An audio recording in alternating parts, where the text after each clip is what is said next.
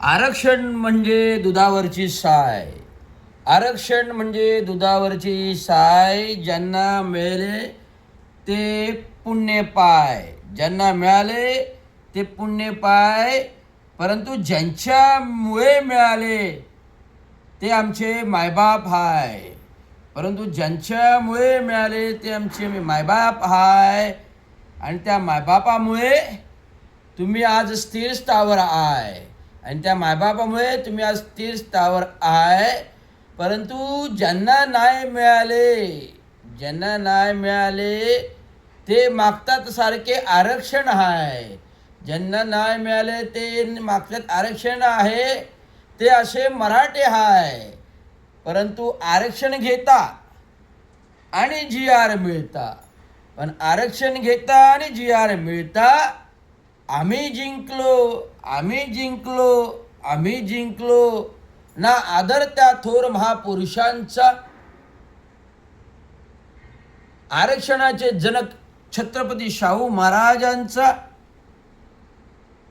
ज्यांच्या मार्गदर्शनावर आरक्षण घडवले ते बोधिसत्व महामानव विश्वभूषण भारतरत्न डॉक्टर बाबासाहेब आंबेडकरांचा. ज्यांनी शिक्षणाचे आदि क्रांतिकारक घडवलं, सत्यशोधक समाज शोधला, अशा त्या महात्मा ज्योती फुल्यांचा, सावित्रीबाई फुल्यांचा. या संपूर्ण महाराष्ट्रामध्ये ज्यांच्यामुळे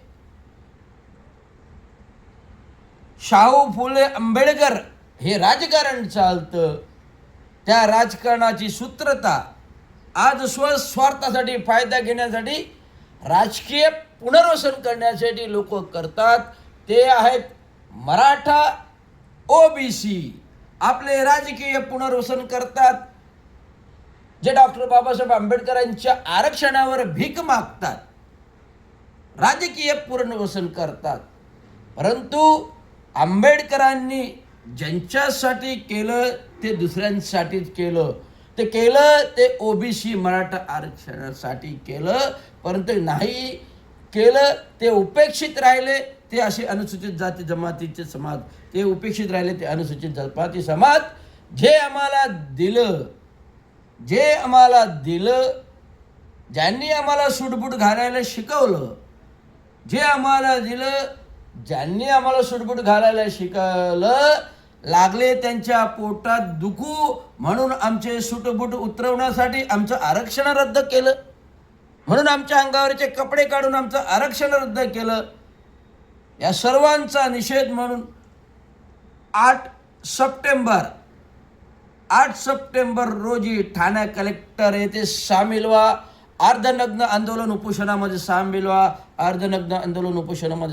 व्हा. धन्यवाद. जय हिंद महाराष्ट्र.